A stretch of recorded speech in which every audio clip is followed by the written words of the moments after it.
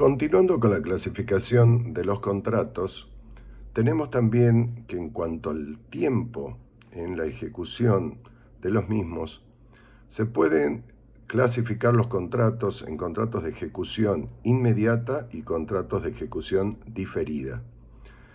Y luego, desde que comienza la ejecución hasta que concluye, se pueden clasificar en contratos de ejecución instantánea y contratos de duración.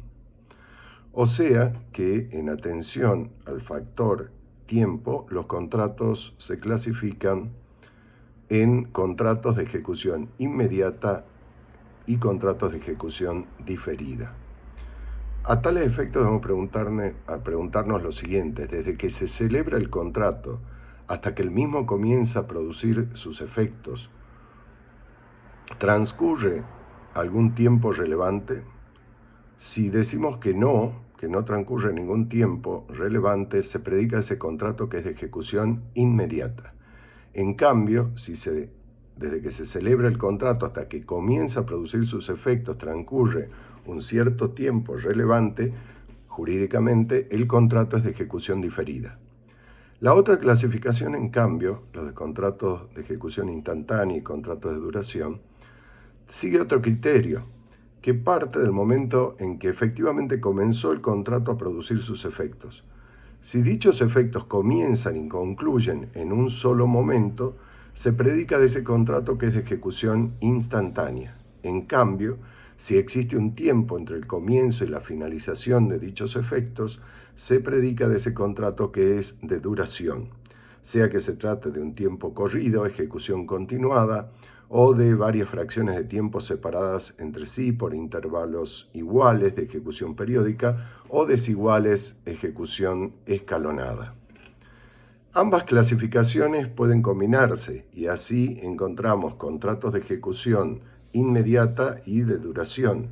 Por ejemplo, un contrato de locación que comienza a regir desde hoy y se prolonga por 2 años. O bien puede ser un contrato de ejecución diferida y de duración. Por ejemplo, en el mes de mayo alquilo un departamento en Mar del Plata para ocuparlo en el mes de enero. También pueden combinarse ambas clasificaciones entre un contrato de ejecución inmediata e instantánea o uno de ejecución diferida e instantánea. Lo de ejecución inmediata o diferida o de ejecución instantánea o de duración puede predicarse de todo el contrato o de solo de las obligaciones de una de las partes. El Código Civil y Comercial, además de tipificar diversos contratos de larga duración, como el de servicios continuados, artículo 1277, agencia 1479, concesión 1502, franquicia 1502, etc., caracteriza lo mismo en los siguientes términos en el artículo 1011. En los contratos de larga duración, el tiempo es esencial para el cumplimiento del objeto, de modo que se produzcan los efectos queridos por las partes o se satisfaga la necesidad que las indujo a contratar. Las partes deben ejercitar sus derechos conforme con un deber de colaboración, prestando la reciprocidad de las obligaciones del contrato considerada en relación a la duración total. Las partes que decide o la parte que decide la rescisión debe dar a la otra la oportunidad razonable de renegociar de buena fe sin incurrir en ejercicio abusivo de los derechos. O sea, acá se regula tanto el contrato de larga duración como así también de una característica de los contratos denominados relacionales, donde la buena fe y el deber de colaboración se prolonga durante toda la ejecución del contrato. Otra clasificación que ya hemos mencionado al comenzar este ciclo de clases virtuales es la de contratos discrecionales o paritarios por adhesión a condiciones generales de contratación y contratos de consumo. Ello será motivo de clases en particular, pero podemos de nuevo recordar que los contratos discrecionales o paritarios son aquellos en los cuales las partes poseen igual poder de negociación y por lo tanto el contenido del contrato es producto del libre consentimiento de las mismas. Ambas partes ejercen plenamente tanto la libertad de conclusión, es decir, la posibilidad de contratar o no contratar y de elegir la persona del co-contratante, y la libertad de configuración, o sea, las partes contribuyen ambas a dotar al contrato del contenido que consideren más conveniente a sus intereses, sin que en general la voluntad de una prevalezca sobre la voluntad de la otra. Es por eso que el contrato es producto del mutuum placidum consenso. Los contratos por adhesión a condiciones generales de contratación, tal como han sido unificados en cuanto a su concepto en el Código Civil y Comercial, son aquellos cuyo contenido ha sido preredactado en forma unilateral por una de las partes o adaptada de la redacción de un tercero, quedándole a la otra solo en principio la libertad de conclusión, mas no la libertad de configuración. Los contratos por adhesión a condiciones generales de contratación constituyen una práctica uniforme en todos los países, producto de la producción en serie de bienes y servicios, lo que ha llevado también a que se desarrolle un procedimiento contractual también en forma masiva. El Código Civil y Comercial, siguiendo su fuente, el proyecto de Código Civil del unificado con el Código de Comercio del 98, distingue los contratos discrecionales de los contratos por adhesión a condiciones generales predispuestas. En forma original y tal como surge de la introducción de los fundamentos del Código Civil y Comercial, también se incorporan los contratos de consumo. ¿Por qué? Porque ahí se deja marcado en los fundamentos, palabras de Lorenzetti, que hasta ahora el consumidor era sujeto de leyes especiales, como por ejemplo la ley 24240 en nuestro país, o mencionado en algunos códigos como el alemán. Ahora existe un tipo general del contrato de consumo, un tipo general, de contrato y un tipo general de contrato de consumo, de modo que todos los tipos especiales se pueden adaptar según se subsuman en una u otra categoría.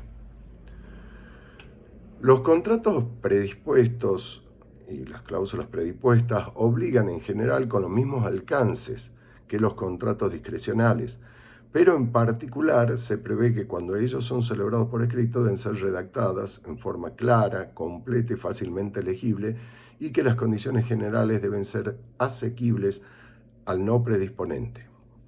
Los contratos predispuestos deben ser interpretados en sentido favorable a la parte no predisponente, y esta, si no actúa profesionalmente en la actividad que corresponde al contrato, y cuando son dudosos los alcances de su obligación, se debe estar a la menos gravosa. En los contratos predispuestos se tienen por no contenida las estipulaciones que, por sí solas o combinadas con ambas, desnaturalizan las obligaciones de las partes, limitan la responsabilidad del predisponente por daños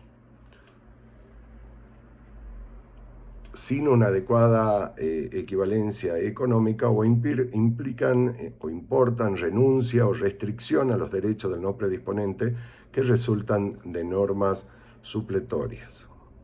El Código Civil y Comercial regula los contratos celebrados por adhesión a condiciones generales de contratación en los artículos 984 a 989, que serán objeto de tratamiento particular. Ya hemos visto también que el Código Civil y Comercial regula los contratos de consumo en el título tercero. Conforme al 1093, el contrato es de consumo cuando es celebrado entre un consumidor o usuario final con una persona humana o jurídica que actúa profesional u ocasionalmente, o con una empresa productora de bienes o prestadora de servicios pública o privada que tenga por objeto la adquisición, uso o goce de los bienes o servicios por parte de los consumidores o usuarios para su uso privado, familiar o social. En concreto, el contrato de consumo es aquel celebrado entre un consumidor y un prestador profesional de bienes y servicios, aunque actúe en forma ocasional. Esta categoría de contratos hace surgir derechos a los consumidores y usuarios derechos que tienen raigambre constitucional en el artículo 42 de la Constitución Nacional y que son de orden público de protección, como así también se ha señalado que son de coordinación y de dirección.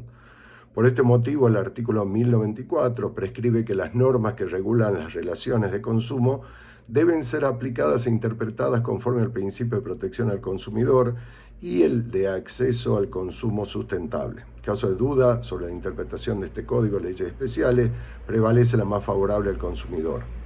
Cuanto a la interpretación del contrato, el artículo 1095 dice que el contrato se interpreta siempre en el sentido más favorable al consumidor cuando existan dudas sobre los alcances de su obligación. En tal caso se debe adoptar la menos gravosa. Se establecen deberes específicos de información y referentes a la publicidad y también se regula nuevamente el tema de las cláusulas abusivas. Conforme al artículo 1117 se remite a las leyes especiales, en la ley 24240, en el artículo 37-38, y a lo dispuesto sobre cláusulas abusivas en materia de contratos por adhesión a condiciones generales de contratación. A su turno, el artículo 1118 establece que las cláusulas no incorporadas a un contrato de consumo pueden ser declaradas abusivas aun cuando sean negociadas individualmente y aprobadas expresamente por el consumidor con los límites establecidos en el artículo 1121 del contrato del Código Civil y Comercial. Sobre esta categoría de los contratos, las distintas categorías, volveremos oportunamente. Luego tenemos la clasificación de contratos preliminares y definitivos. La doctrina distingue los contratos definitivos de los contratos preliminares. El contrato definitivo es aquel del cual surge la creación, modificación, transmisión o extinción de relaciones patrimoniales, pudiendo la prestación consistir en un dar, en un hacer o no hacer. Con la celebración del mismo, las partes no necesitan otro negocio para la obtención de la finalidad perseguida por ellas al momento de contratar. El contrato preliminar, en cambio, genera obligaciones de hacer, consistente la misma en celebrar otro contrato que puede ser definitivo o preliminar. El contrato preliminar es usualmente definido como el contrato que obliga a la conclusión de otro contrato. Completando esta definición, López de Zavalía sostiene que el contrato preliminar es un contrato puro condicional, jurídicamente contingente, que obliga a la conclusión de otro contrato, definitivo o preliminar, que regulará los intereses de las mismas partes sustanciales. El Código Civil y Comercial, al igual que el proyecto de 1998, reguló la figura de los contratos preliminares. A ello le dedica los artículos 994 y 995. El artículo 994, bajo el título Contratos Preliminares, dispone: los contratos preliminares deben contener el acuerdo sobre los elementos esenciales particulares que identifiquen el contrato futuro definitivo. El plazo de vigencia de las promesas previstas en esta sección es de 1 año o el menor que convenga a las partes, quienes pueden renovarlo a su vencimiento. La disposición del 994 remarca entonces la naturaleza contractual del contrato preliminar, es decir, conforme señala la doctrina, se trata de un verdadero contrato que tiene la particularidad que obliga a la celebración de otro contrato, que puede ser un contrato definitivo, pero también puede ser un contrato preliminar de un grado subsiguiente. Es por ello que el contrato preliminar debe contener todos los elementos esenciales, generales, esenciales, particulares de los contratos que se pretende celebrar, que dicho sea de paso, puede ser un negocio futuro definitivo, también puede ser un preliminar de grado superior. En este sentido, la norma pareciera limitar la posibilidad de pactar solamente un preliminar de primer grado, cuando también se puede, en virtud del principio de la autonomía de la voluntad, prever la celebración de un contrato definitivo u otro preliminar de un grado superior al originariamente pactado hasta llegar al contrato definitivo. Es por este motivo que, en mi opinión, habría que eliminar del 994 la referencia definitivo y agregaría preliminar o definitivo. La norma establece una segunda limitación cuyo sentido y alcance no se logra comprender e incluso un sector de la doctrina ha propiciado la derogación de este párrafo porque se prescribe que el plazo de vigencia de las promesas previstas en esta sección es de 1 año o el menor que convenga a las partes, pero pueden renovarlo a su vencimiento. El artículo 995 se titula La promesa de celebrar un contrato, estableciendo que las partes pueden pactar la obligación de celebrar un contrato futuro. El futuro contrato no puede ser de aquellos en los cuales se exige una forma bajo sanción de nulidad y es aplicable al régimen de las obligaciones de hacer. Este artículo presenta un primer interrogante: si la promesa de celebrar un contrato es una figura distinta en su especie al preliminar de contrato. Ya mencionamos que cierta doctrina asimila la promesa de contrato bilateral al contrato definitivo, pero desde que este artículo menciona, a nuestro entender en forma correcta, que solo genera una obligación de hacer, se lo asimila al preliminar. Luego, si contrato preliminar igual a promesa de contrato, ¿para qué se utiliza terminología diferente? ¿Por qué no directamente el artículo 994 estableció que el contrato preliminar o promesa de contrato es un contrato que obliga a la celebración de otro contrato? La segunda cuestión que surge de este texto es en cuanto a la forma solemne absoluta. El artículo 995 menciona que el futuro contrato no puede ser de aquellos para los cuales se exige una forma bajo sanción de nulidad. La solución es correcta: si un contrato es solemne absoluto, el preliminar de ese contrato, promesa de contrato, que no respete la forma solemne absoluta, será un pacto nudo, es decir, desprovisto de acción, pues no se podría obtener a través de un preliminar lo que se niega a un contrato definitivo. Distinto del supuesto de que el contrato preliminar respete la forma prevista para el contrato definitivo. El referido artículo prescribe que los contratos para los cuales exige una forma para su validez son nulos si la solemnidad no ha sido satisfecha. Pero si la solemnidad fue satisfecha, entonces no vemos inconveniente para aceptar un preliminar o una promesa de contratar de un contrato solemne absoluto, siempre y cuando se respete la forma. El contrato de opción, otra categoría se menciona en el Código Civil y Comercial, lo constituyen los llamados contratos de opción. La doctrina distingue entre el derecho de opción y el llamado contrato de opción. Se denomina derecho de opción la potestad que una parte tiene de unilateralmente concluir un contrato cuyo contenido ha sido configurado con anterioridad o puede ser determinado objetivamente. En esta categoría se encuentran los pactos de preferencia, retroventa y reventa en materia de compraventa.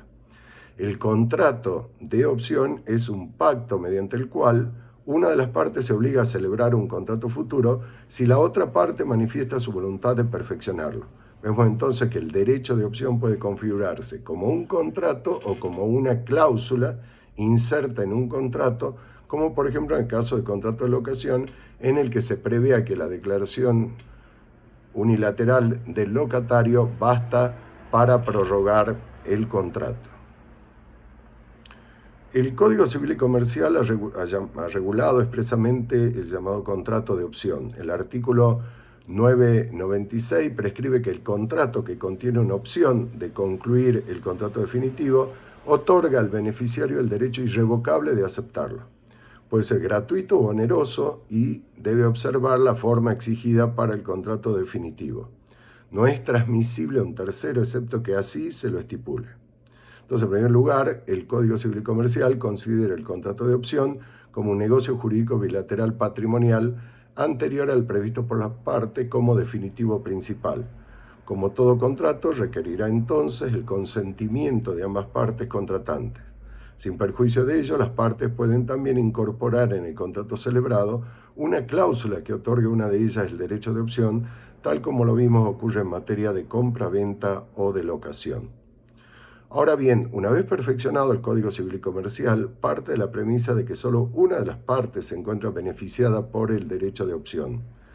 Ello es así, o será así en la mayoría de los casos, pero puede preverse también de que ambas partes sean beneficiadas, por lo cual Cualquiera de las dos podrá concluir el negocio definitivo previsto. Tampoco es de la esencia de los contratos de opción que se otorgue el derecho en forma irrevocable, ya que como todo contrato las partes pueden acordar someterlo a un plazo de caducidad, a una condición suspensiva o resolutoria, etc.